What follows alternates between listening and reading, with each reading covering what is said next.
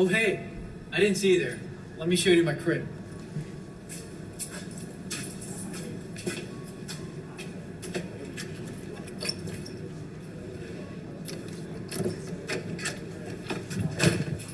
Oh hey, I didn't see you there. Bro, y'all won't believe who I just found on Tinder. Oh my god. Welcome to our presentation. What's up, guys? We're the Hoverwolves.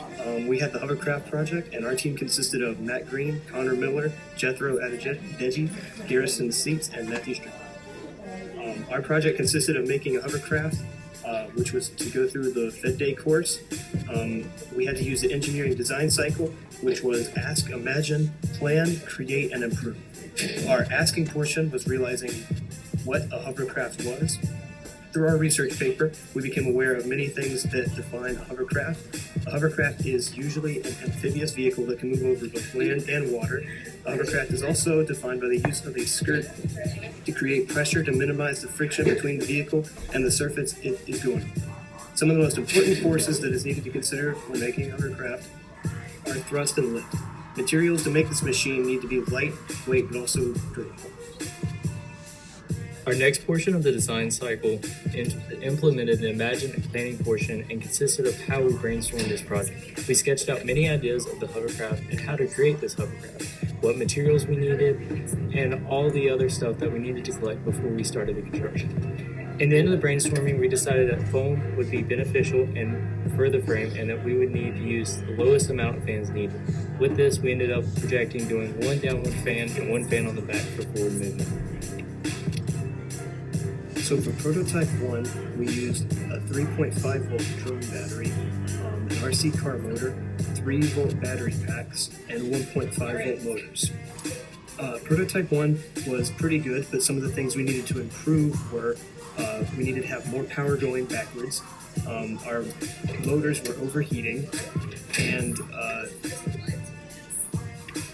we needed a better skirt design because the skirt we were using was too tight, and our visuals needed to be much cleaner and more aesthetically pleasing. One pro of the first prototype was it was very lightweight. For prototype 2, we kept the same 3.7 volt drone battery and the same RC car motor. We also added another car motor and had it powered by a 3 volt battery pack. Improvements we made from prototype 1 were that the skirt was improved from the previous design, and we fixed our overheating problem by adding bigger motors. Still, prototype 2 had some problems. We needed more power going backwards, and the weight started to become an issue. So on to prototype 3. Our biggest improvement was that we added a much bigger battery, and that helped it to actually move. And we also added holes to the bottom of the skirt, which helped to increase the speed. And we kind of pinned up the skirt in a perimeter to help the airflow underneath. Now the only problems with this were that the bigger battery caused the motors to overheat a little after a long time of use, and the bigger battery also added a lot of weight. Adjustments we did is we tacked up the skirt to get less of the bubble. We also added a guard to the back fan for safety reasons, and we reinforced the skirt with more tape. So, how did we do it, Fed, you may ask? Well, we got 9th out of 13. The competition was too fierce. It's alright though. We gave it our all, tried our best.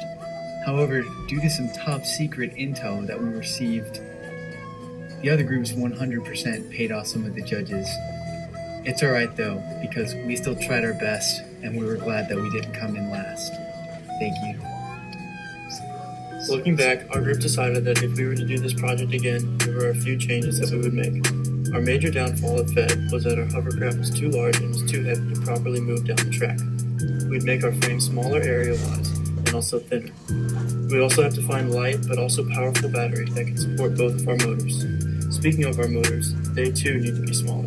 In regards to the skirt, we would find a different type of trash bag to use that wasn't as stretchy, because a stretchy trash bag created a bubble underneath our hovercraft when it was on. We'd also take the expert's advice and pin the skirt up to the frame to help our hovercraft go faster. Testing. All right. So, my advice for next year's freshman, rule number 1, don't procrastinate, because we all know what happens if people procrastinate. You don't get it in on time.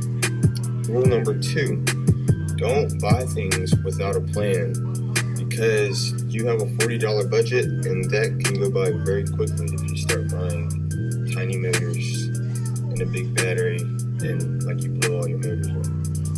Alright, things to do: talk to an expert, because we didn't do that till like 3 days before Fed, and yeah, look at our project. Alright, skirt. You have to use the cheap trash bags.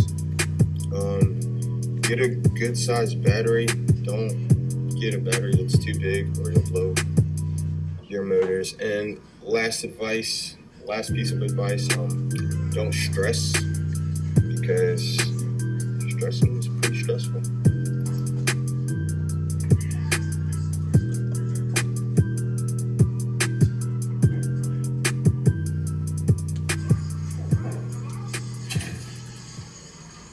And here's our works cited page. Thank you everyone for watching, and we hope you enjoy. Thanks for coming. I'll show you your way out.